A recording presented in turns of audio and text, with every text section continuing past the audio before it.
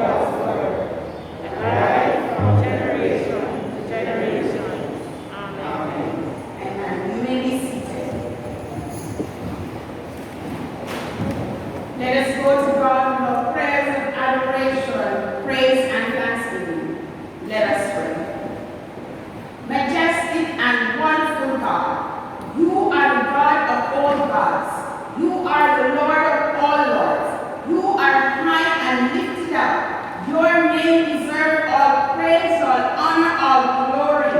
And on this special day, when we celebrate this special occasion, Lord, we cannot help but recognize that there is none like unto you. And so, God, we come to give you all praise, all honor, all glory. We lift your name on high.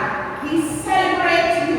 We celebrate the opportunity that you have given us yet again to enter into your house, into your sanctuary, into your presence.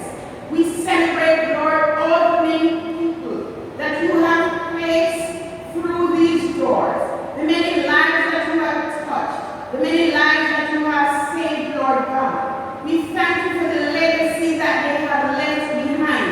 We thank you, Lord, for the ministry over these 207 years. We thank you, Lord, that you have used your servant in building a strong and solid ministry in this place, in this community. We thank you, Lord, for every little branch that has gone back to their respective communities, areas, or all over this world to spread your new good news and to be a light in the darkness. We thank you, Lord, for this opportunity to freely praise your name, to freely shout you from all over, and to be proud of who you are, and that we have a relationship with you. We celebrate, oh God, that today, on this special day, you continue to be our God, that you continue to lead and direct your people, that, Lord, you have given us your purpose, and that you are working that purpose out in our lives and through our lives. We pray, Lord, that you will continue to lead and direct us as individuals and as a congregation. For those who are on their way, may you take them here safely, that together we may lift up your name, and that you will receive all glory and all power. Go before us now, we pray, for we tell you thanks in Jesus' holy name. And people of God say, Amen. Let us continue to worship Almighty God as we sing our song, Bless the Lord, O my soul, 10,000 reasons.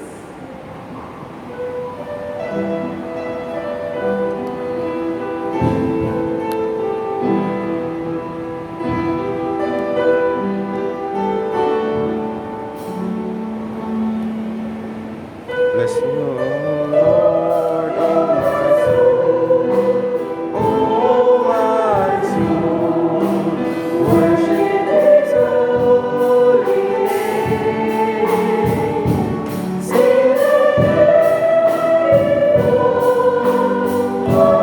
my soul, I worship Your holy name. The sun comes up.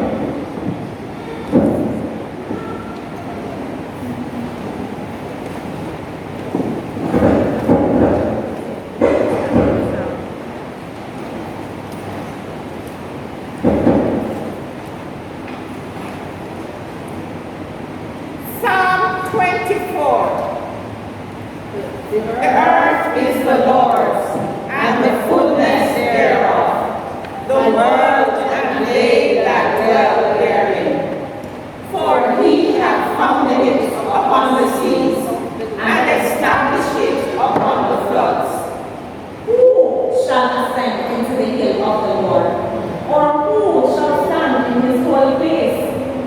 He that hath clean hands and a pure heart, who hath not lifted up his soul unto vanity, nor sworn deceitfully. He shall receive the blessing from the Lord, and righteousness from the God of his salvation. This is the generation of them that seek him, that seek thy face, O Jacob. Lift up your head, O ye gates, and be ye lift up, ye everlasting doors, and the King of glory shall come in. Who is the King of glory? The Lord strong and mighty, the Lord mighty in battle. Lift up your heads, O ye gates, and even lift them up, ye everlasting doors, and the King of glory shall come in. Who is the King of glory? The Lord of hosts, he is the King of glory.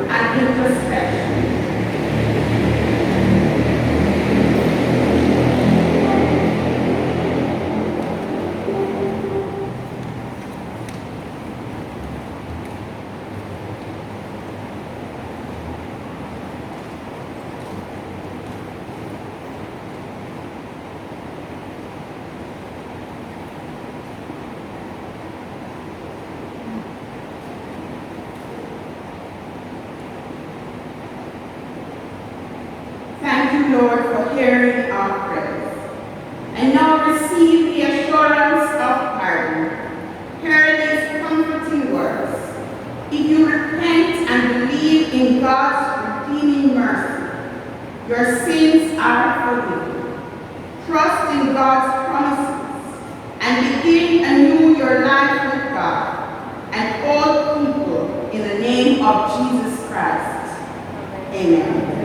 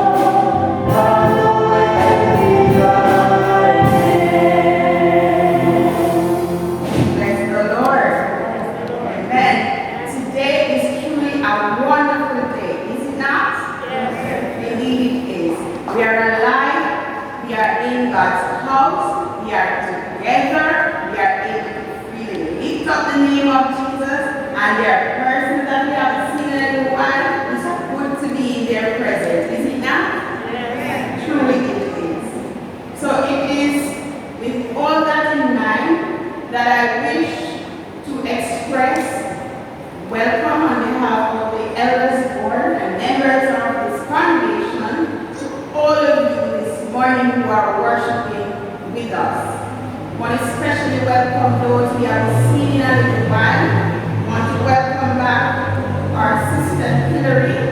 Sister Hillary, good to see you. I've seen you in a little while. And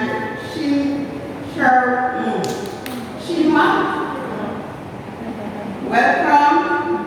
And also Carrie was here with them. Welcome, Carrie. And also Sister Hillary's sister, the name Sydney. Well, we're happy to have you. Welcome. Also want to welcome back our sister Colette and her husband Steve. Welcome back. Also, our sister Kayla, welcome back.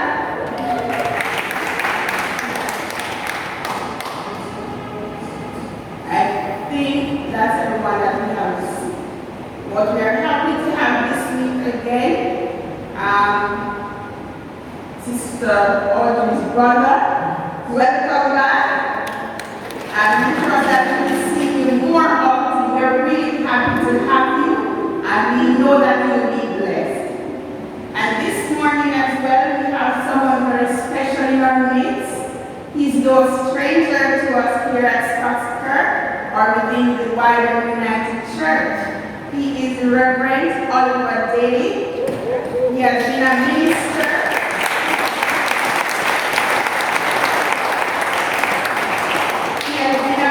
Within the United Church for so many years, minister at Webster for over 21 years, and then went on to serve at Richmond United.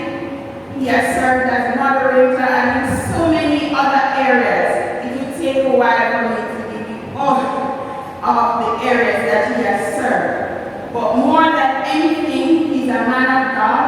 He loves the Lord, and he's here this morning to share with us. He has traveled from all the way in Manville, and so we know that we are special this morning. We want to welcome him. We want to just pray God's blessings upon him as he continues to work for the Lord. Welcome, Reverend Daly.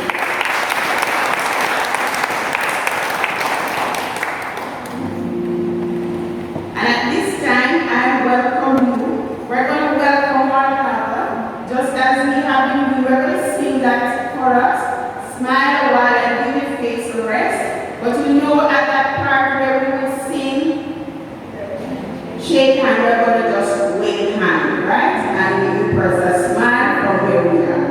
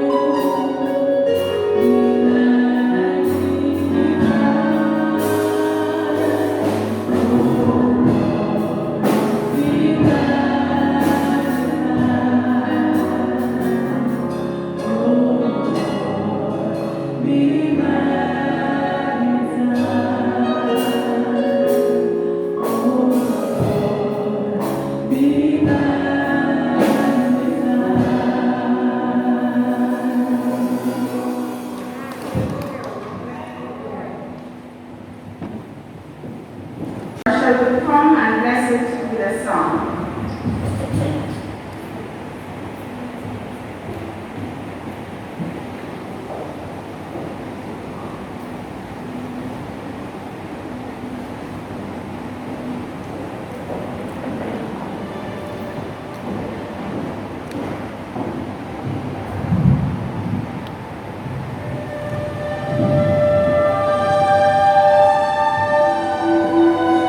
Thank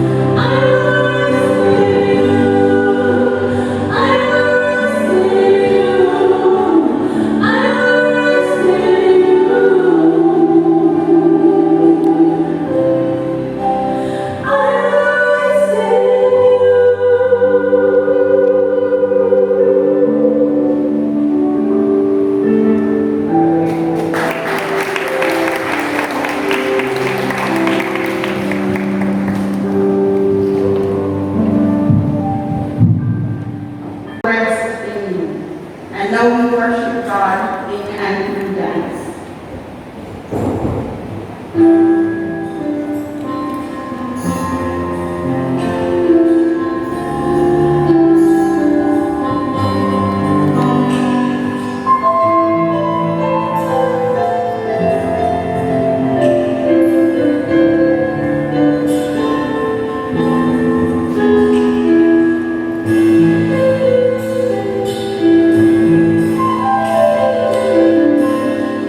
You are my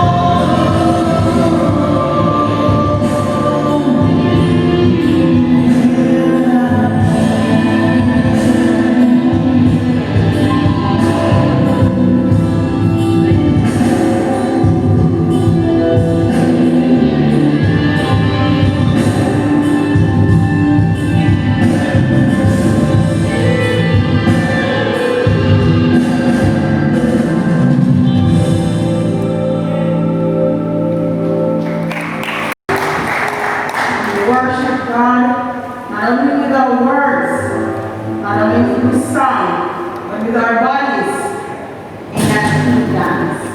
I wonder if there's someone else here this morning that wants to say to God, here I am. If that is your heart's desire, then do not allow this opportunity to pass you by. You can truly say, here I am to God. Amen. Hallelujah. Let us continue to worship God as we prepare to hear from the Word of God, written and spoken, as we sing the first verse of the hymn, Take Time to Be Holy, Speak of the Lord. And then we will have the scripture readings, followed by the two other verses.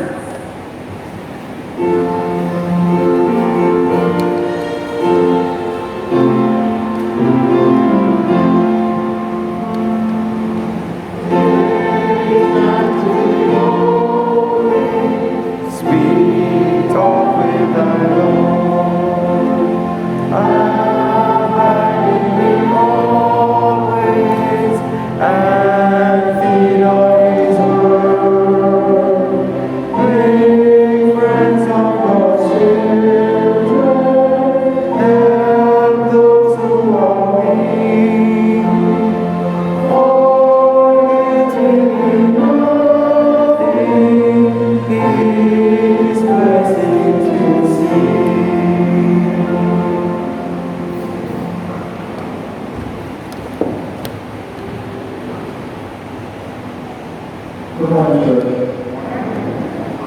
Our first reading is taken from Acts chapter 1, reading from verses 1 through 8. Jesus taken up into heaven. In my heart, beloved, I wrote about that Jesus began to do and teach until the day he was taken up into heaven.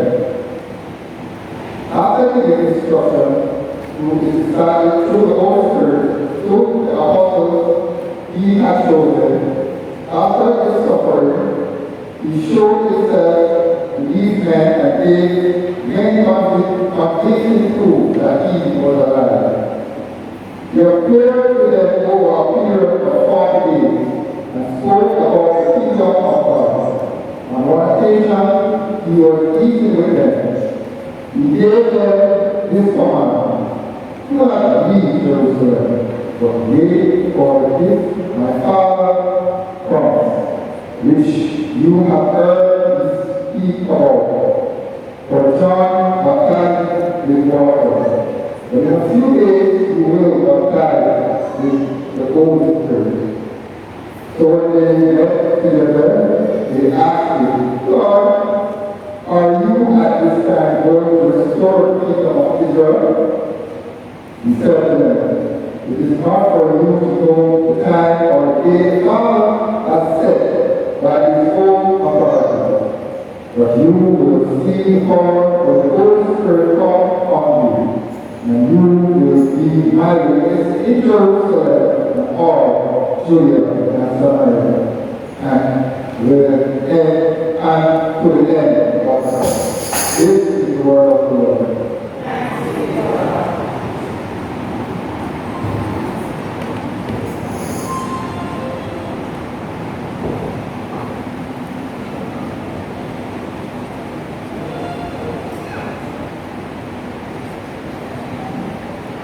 The lesson is taken from Mark 3, verses 13 to 19. Jesus went up on a mountainside and called to him those who wanted, and they came to him.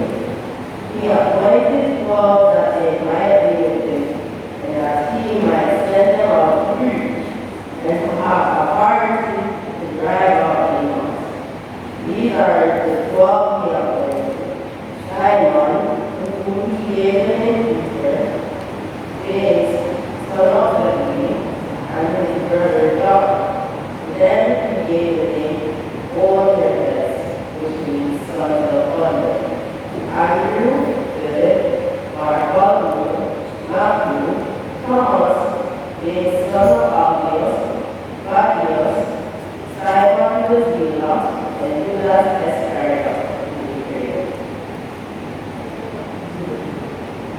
This is the word of the Lord.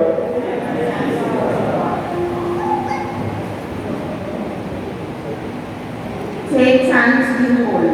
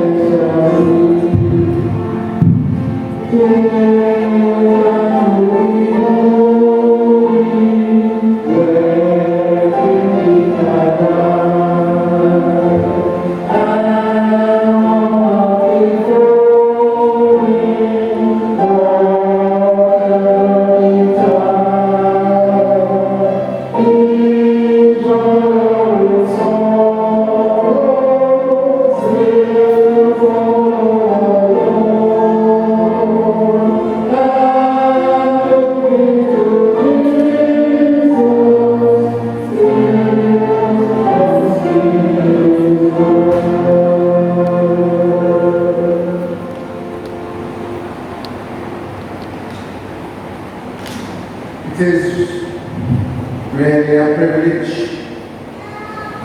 and with a sense of joy that I find myself at Scots Kirk one more time.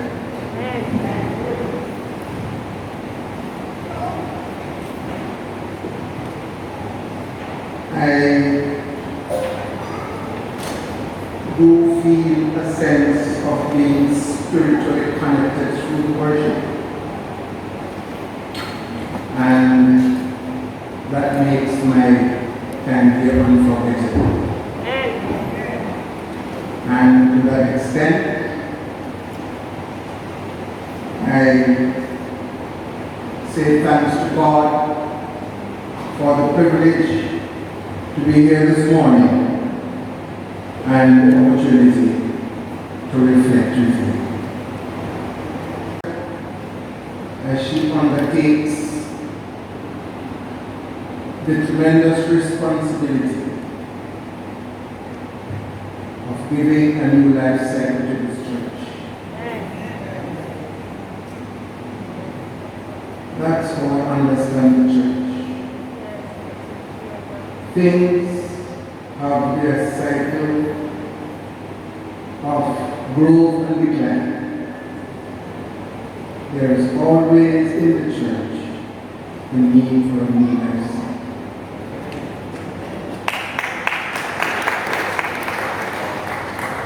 And with that in mind, I want to speak to you this morning. And now may the words of my mouth and the meditations of our hearts be acceptable in your sight, O Lord, O strength and O Redeemer. Amen.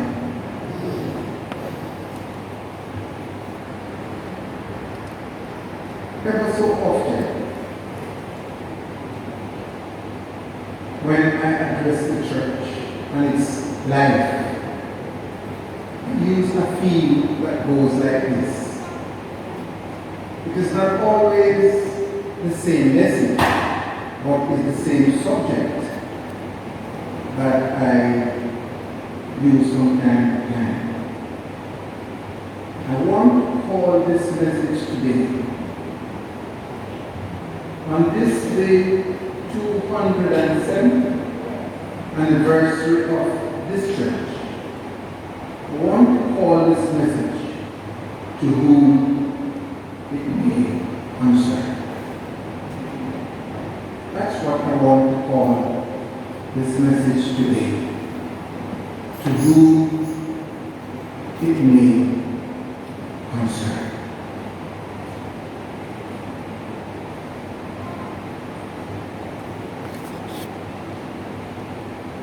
And in doing that, since I'm talking about the church, I want to remind you of something. I'm hoping that between you and me today, we can have a time of spiritual interrogation, looking at ourselves as a church, and reflection. I want to remind you about something. The church is not my idea. It's not Peter's idea. It's not Paul's idea.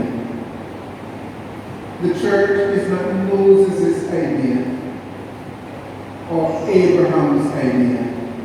The church is God's idea. And God has never had a bad idea. So let me start that way with you. The church is God's idea. And how do I know this? When you go, if you have a living Bible, one of the translations called the Living Bible, open it in the book of Ephesians, chapter 1, and read verse 3 to verse 4. You're going to find in verse 4 something that goes like this. Long before the foundation of the earth, God put you and me together with Christ and called the church. What did the scripture say? Long before the foundation of the earth. So the point is that the church is God's idea even before He formed the earth. Even before He formed the earth, He had in mind that Jesus Christ would come one day. He and us would be in a relationship called the church. So therefore, as I begin this message this morning, called To Whom It May Concern, I just want to say to you, you belong to the most important idea that God has had.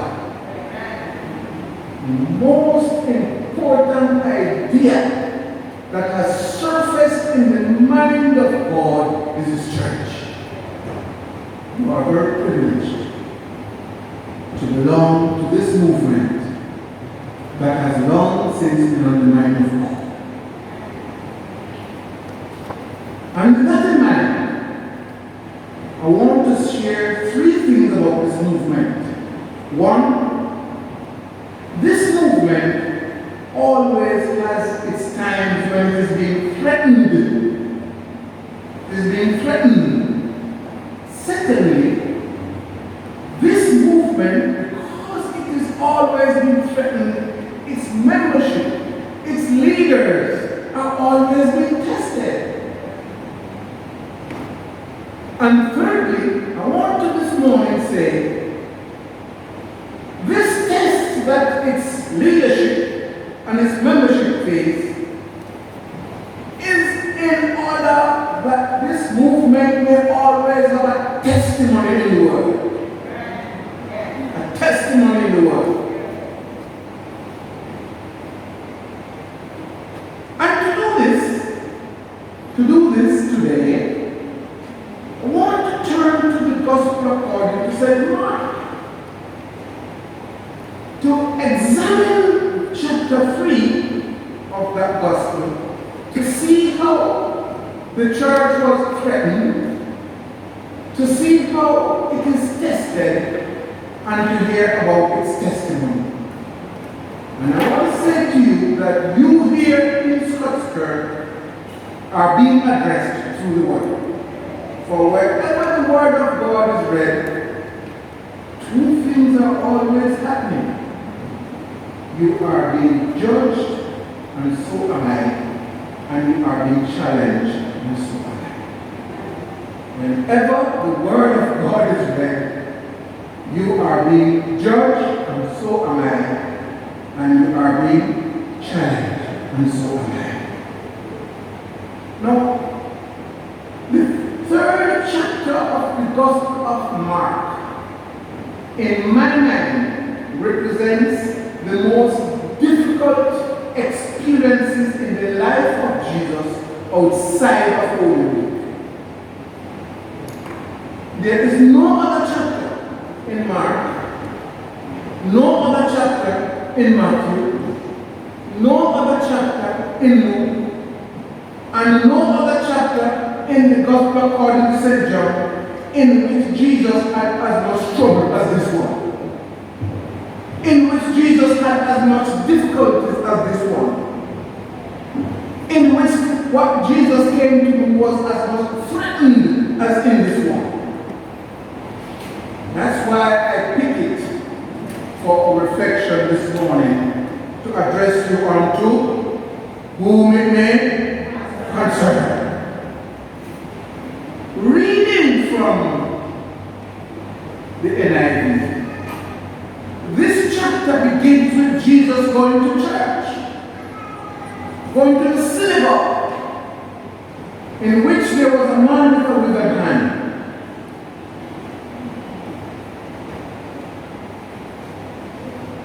And then looked around to see if Jesus would have healed this man with the withered hand, because on a Sabbath day they don't do such things.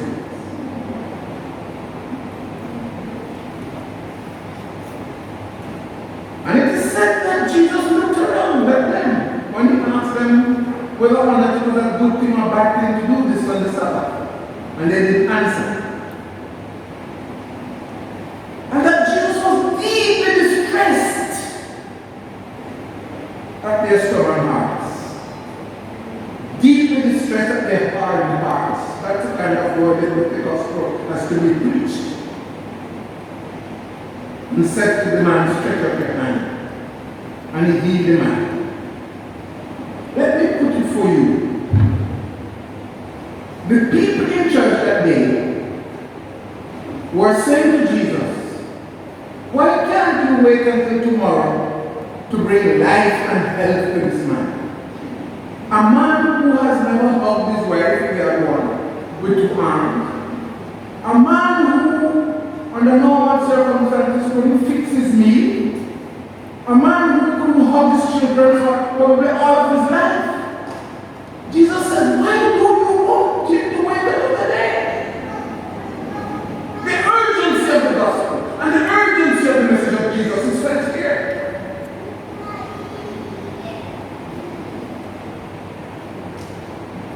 And he stretched out his hand and was completely restored. And hear me now, brothers and sisters. Be with me here a little. Be with me here a little. Then the Pharisees, and I need to remind you that the Pharisees were the purest and holiest people in town, the most righteous, the most faithful to the ideals of the Jewish faith. Then the Pharisees went out and began to plot with the Herodians how they might kill Jesus. The threat in this movement, the threat to Jesus, the Pharisees, and by the way, Pharisees don't mingle with Gentiles, and Herodians were Gentiles. Politics tend to make strange friends at times, doesn't it? The Herodians, I want to remind you of that name. Don't you associate the name Herod with someone who killed some babies when Jesus was born 30 years ago? Don't you associate that name with carelessness and cruelty and absence of conscience? And when that is the reality, is not anyone who stands up against him frightened? Go back with me. Don't you associate the name Herod with the one who arrested John the Baptist and put him in prison?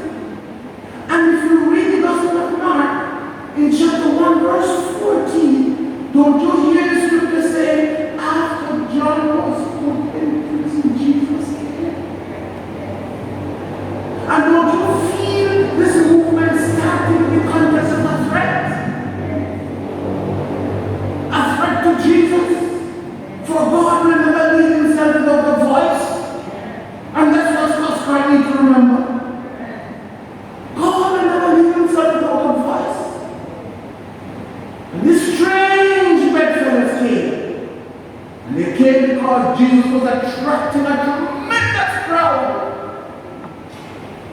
And if you don't know that, remember this. Politicians don't like crowd that don't belong to them.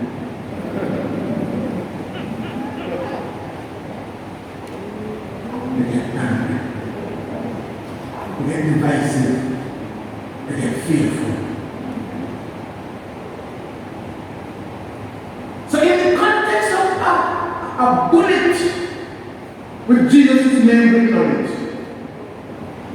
what the text said, the Pharisees went out and began to plot with the Herodians how they might kill Jesus, murder. And these same Pharisees would have gone next week to say, thou shalt not kill.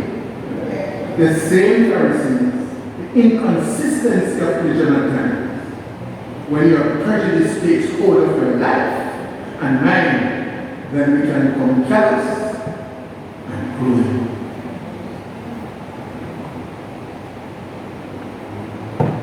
Without conscience. So I want to set you in that context.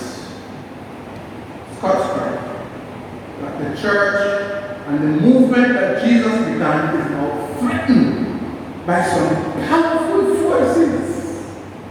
Because heaven is power. And it's evil. And evil has no other interest but to destroy. And the popularity of Jesus was threatening to heaven. And power is like salt water. The more you drink it, the thirsty you become. Jesus was a threat to him. The message of Jesus. So comes to whom it may concern. The church always has to wrestle with the threat. Sometimes it is a threat of persecution, but sometimes it is a threat of its decline in its numbers. Sometimes it's a threat of the graying of its membership. Sometimes it's a threat of its inability to take care of its facilities. Sometimes the threat of its inability to meet its financial expenses. Sometimes the threat of more people leaving the back door than enter the front door. All these threats are realities. Do you feel them?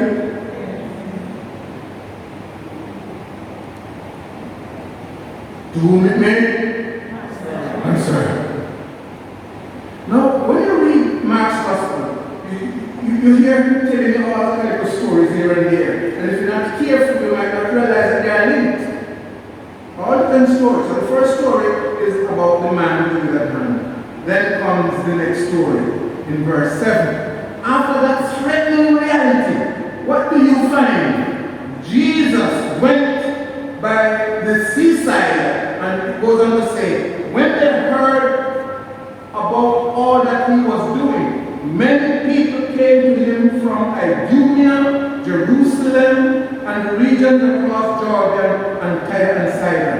They came from east, west, north, and south. There was a need out there. There were people out there with a need. And Jesus was touching and connecting with those needs. That's the church. Even as the world was hostile, Jesus was connected with those needs. And they were coming from east, west, north, and south. And that's your test. In the midst of the difficulties that you face, can you connect with the needs of the world? 200 years ago, this building I feel was put up by some slaves. Is that a reasonable assumption? Yes. They couldn't worship here. They weren't welcome there. It was not an outward focused body, the church. 200 years after, the church is not a community.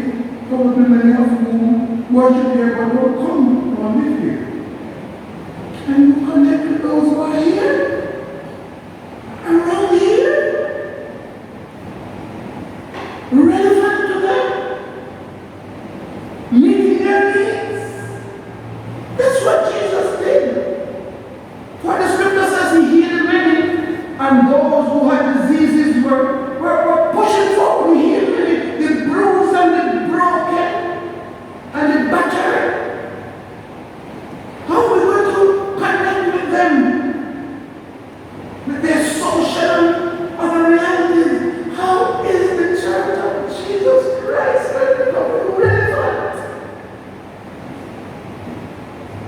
For where needs are not met, things don't appear to be relevant.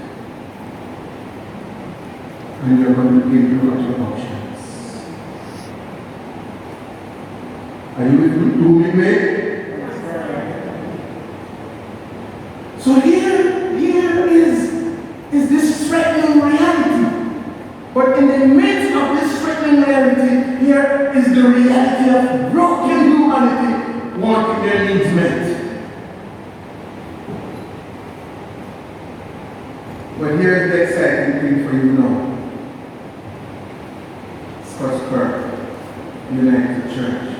You who are here after 200 years of those who have gone before you. In the midst of this threat, and in the midst of the need that the people had, Mark goes on to say that in that context, Jesus went on a mountain and called to him those who wanted to come to him. It is in the midst of that Jesus called the disciples. Are you ready? Are you ready to join Jesus?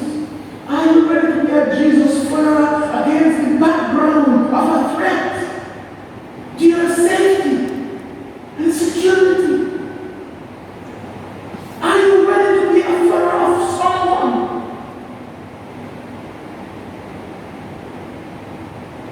who is radically different and wants to be inclusive and bring in God's broken people into a community of love and hope? Are you ready to belong? For the scripture says, he appointed 12 that they might be with him and that he might send them out to preach. Get it now? That they might be with him, may be strengthened and enabled and empowered by him. But hear this. But the church is an outward focused movement. The church exists in the interest of those who don't belong to her. Those who are not yet here. And when I look into how you spend your money, and what you're talking about at your board meeting, it is those who are here that are spending and talking about. It is threatening. The church is an outward focused movement. It's called to grow.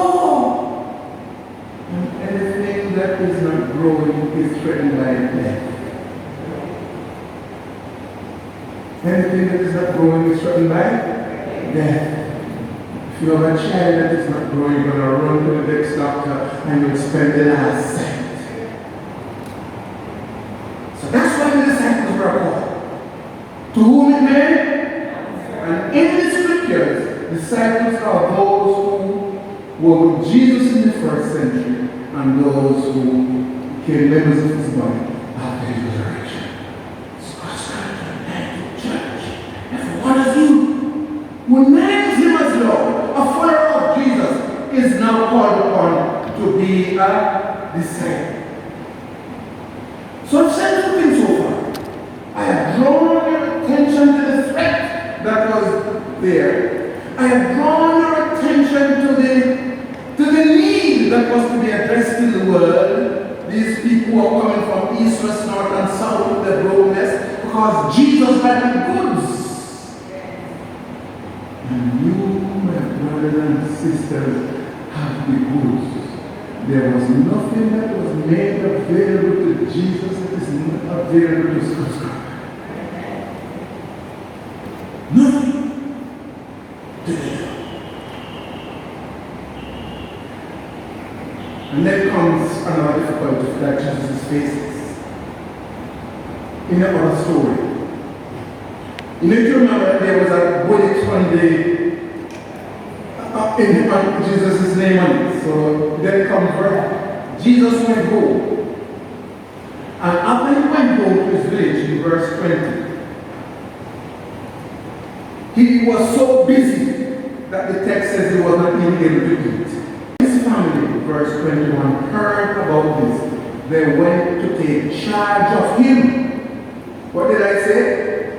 They went to take, for they said, he is out of his mind. Now if you belong to the disciple of Jesus, And you hear his mother saying he's out of his mind. What I'm saying, so come from Robertson.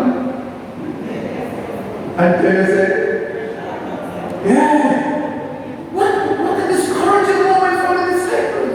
What a discouraging moment for Jesus. Sometimes it is those who are within who make it difficult for those who are the result of that.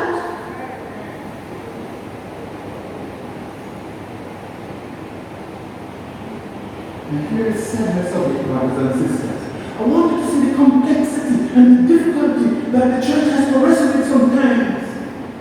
Of all the people who would have gone up here and embarrassed Jesus by saying he's out of his mind, Mary, to whom the angels spoke, who was the virgin. Of all the people who should have been saying no, but you know what? Mary heard that there was a bullet with Jesus' name on it. And this is true for if you're a parent. No one's interest can touch your life as deep as your child. So I sympathize with that. No one's interest can touch your life as deeply as your kidney. So when you know that there's a murderer out there named Herod, he has already murdered John the Baptist, you need to know that the church is frightened and tested by the internal realities and complexities. So there was Herod, there was his mother, and then comes verse 24, 22. And then the teachers of the law came down from Jerusalem. And the teachers of the law came down from Jerusalem. That's headquarters, that's spies, that's CIA, that's members of the intelligence unit. They're gathering information on Jesus to try in Jerusalem one day. What does it feel? They came down from Jerusalem as spies. And they took down with their fake news. He's an older man. He's Beelzebub. Because when you want to destroy a cause, destroy the reputation of the leader. Destroy the reputation of the leader.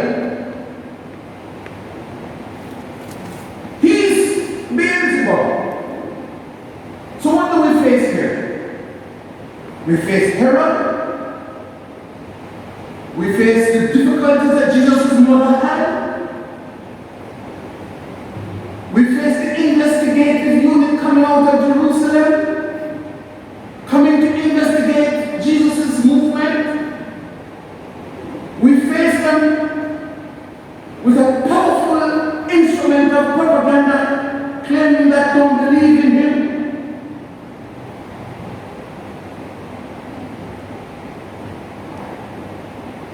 And then comes verse 31.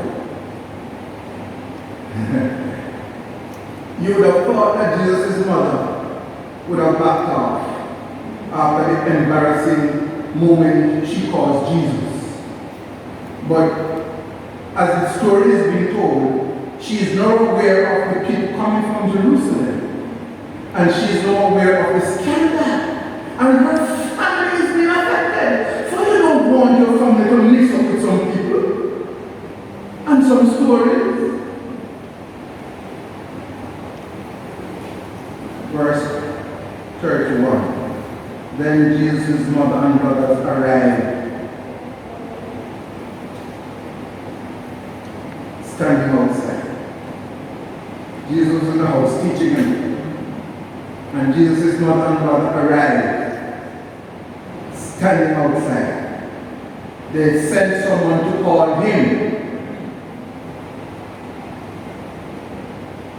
Jesus' mother sent somebody to disrupt the teaching session and to call him with the understanding another mother and I. What an emotional moment! What a conflicting moment Jesus faced! What a conflicting moment! What tension! What anxiety! What embarrassment and urgency! emergencies, don't they? Those moments of urgency, conflict, tension.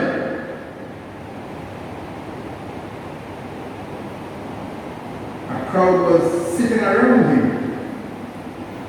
and they told him, your mother and brothers are outside looking for you. They didn't come to welcome. They didn't come to be taught. They come to take you home.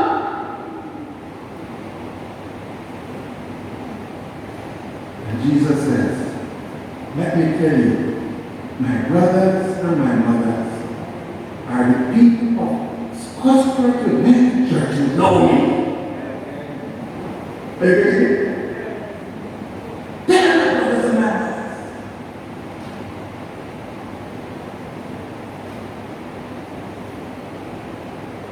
The Church of Jesus Christ has this moment that it is threatened, it is tested, it is in conflict.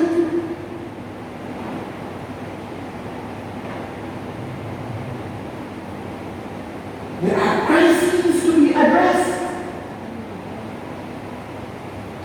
Are you with me?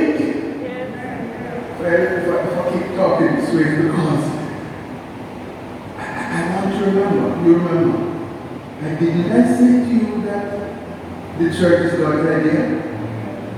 And didn't I say to you that God has been looking at this church for 200 years? And didn't I say to you that right now He wants to know if you are going to be this outward focus movement for Him? No.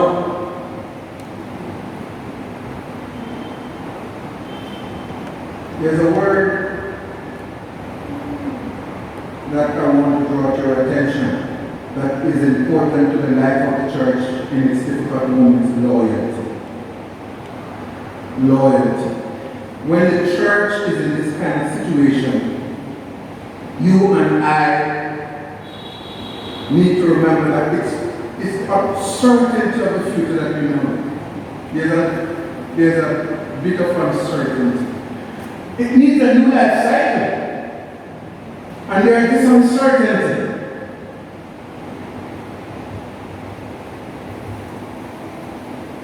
But here it is. When Jesus came to earth, He had a vision. He had a mission. That's why God sent Him here.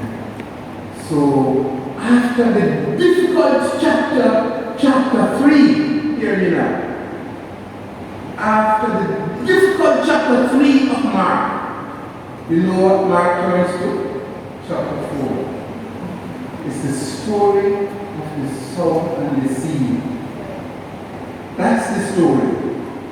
And what is he saying? Yes, there are some seeds that fell on the ground and Satan took charge. Oh yes, Satan has an interest in the church. Oh yes, there are some seeds that fell on the ground and did not actually produce because of the cares of the world. Oh yes, and there are some seeds fell among thorns. But to you, my disciples, there is going to be a harvest. Some seeds fell and there was a harvest. What's that sure? I'll tell you again. There is going to be a harvest. God's word will not come to Him void. It is a call for you to be faithful.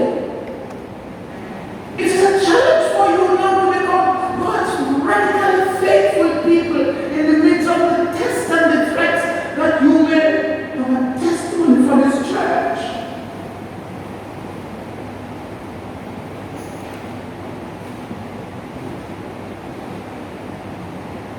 Chapter 4.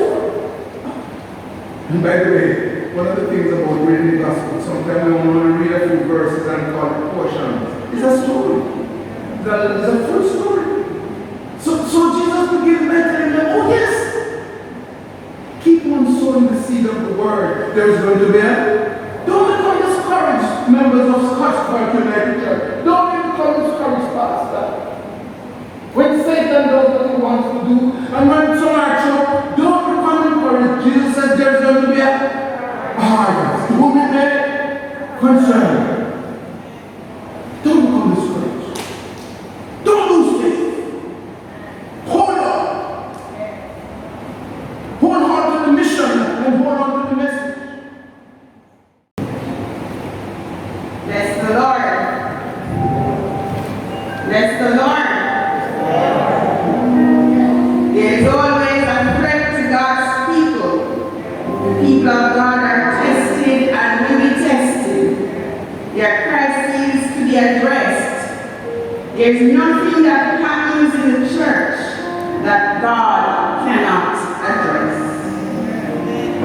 And I want to add this morning that no matter what is happening around us or within us, we can be assured that God is working God's purpose out in our lives and through us. Let us respond this morning then as we sing our song of response. God is working His purpose out as years succeed to year. God is working His purpose out and the time is drawing near.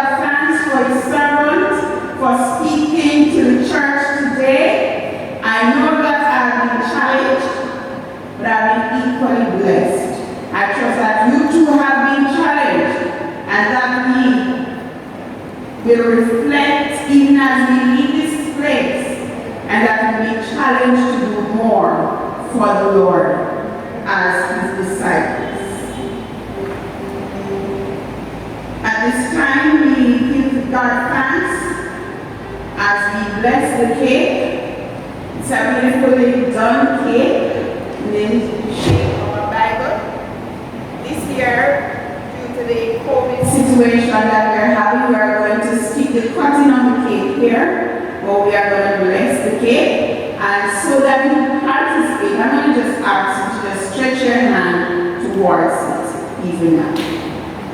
Let us pray. Almighty God, we give you thanks for your word that has gone forth. We thank you for your people, Lord, who have heard your word. And Lord, may your word continue to do its work in our hearts. We thank you, Lord, for this cake that is made to represent our celebration of 207 years of ministry in this community and in the various communities from which we come and return.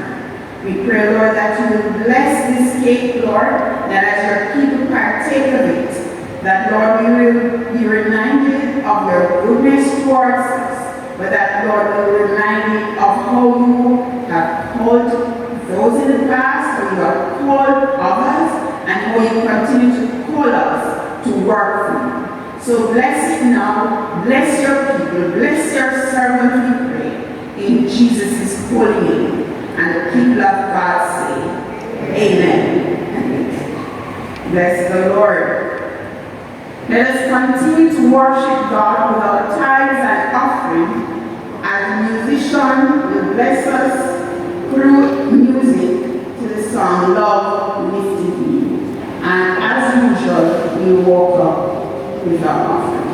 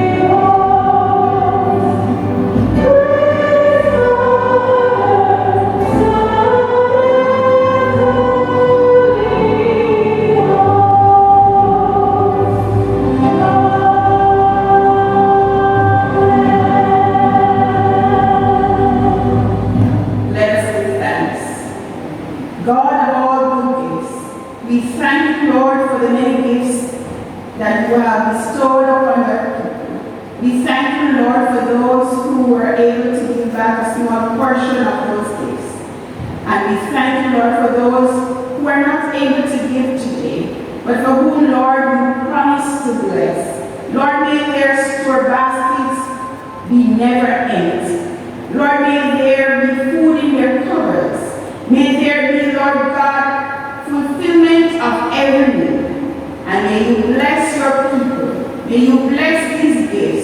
that they will bless others, bless your church and those in you. For we tell you thanks in Jesus' holy name. Amen and amen. Let us continue in prayer with our prayer of intercession.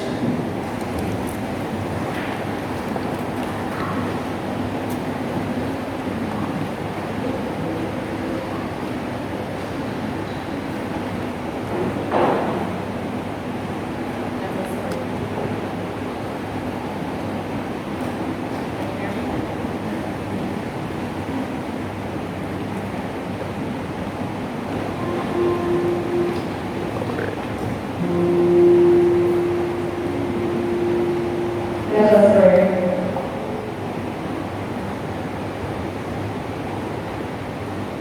Dear Lord, we bring the burdens and trials that are on our hearts to you.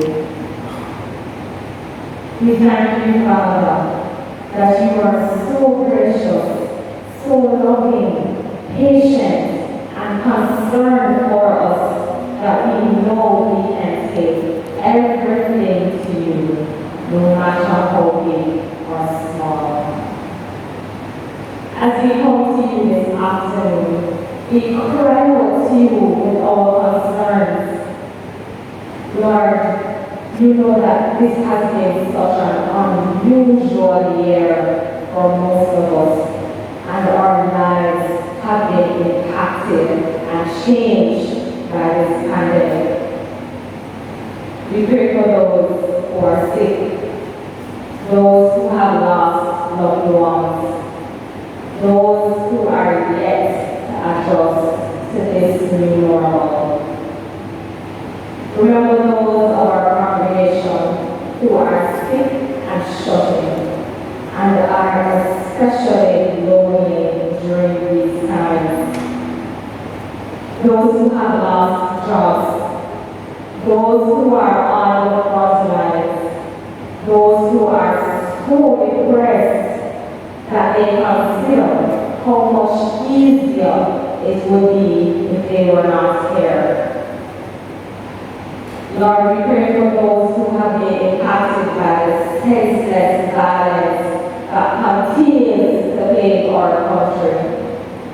We pray for those who allow the enemy to control their thoughts, words, and deeds, and commit heinous crimes, such as killing innocent children, as we have seen this past weekend, when a 5-year-old boy was found after being reported missing, and there is suspected foul play.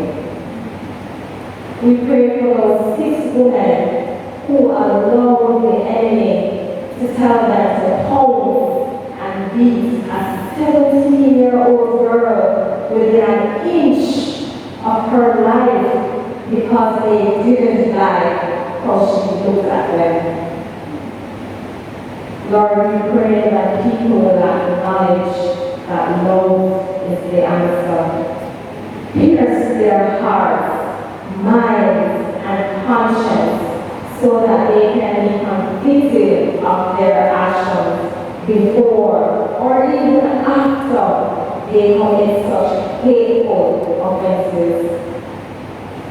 We pray for our friends and family members left behind who have to grapple with living a life without their loved ones. God, do not forsake us as we come asking and seeking your guidance. As we celebrate our 207th anniversary, we ask that you will bless us. Bless our church, our congregation, all who we interact with, the different companies that assist us for our fundraisers, our teachers and students in the homework program, our women's outreach program, the members of the community. Establish our church and allow us to grow in every area, our choir, youth fellowship, girls and boys brigade, women and men's fellowship, serve you and win souls for the kingdom in the process. I pray for our young people who are so easily distracted and fooled by the enemy, who are so caught up with pleasing man and not with pleasing you. Lord, send forth your people to guide and lead them so that we will not lose any more souls. Lord, we thank you for our minister and for willing heart. Continue to provide us with the leadership that we need to instill Christian values and principles that will see us making a genuine difference in our lives and those around us. May we truly understand what it is to be your followers, to be loved by you, and to in turn love others. These things we ask in the name of your Son, Jesus Christ. Amen.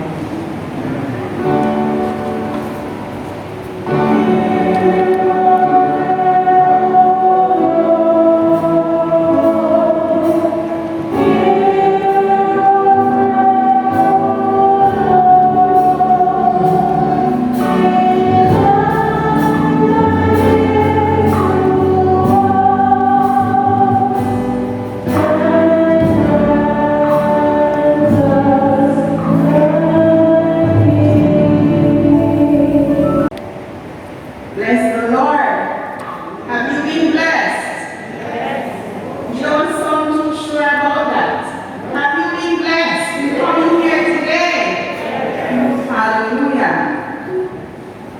We cannot allow the enemy to rob us of our blessings. Amen?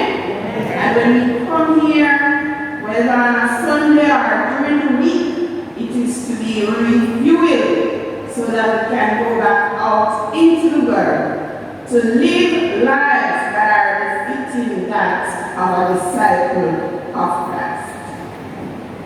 So as we prepare to head out for another week, we will stand and sing our closing hymn. In Christ alone, my hope is found. He is my light, my strength, my song. This cornerstone, this solid ground, firm through the fiercest drought and storm. Let us rise.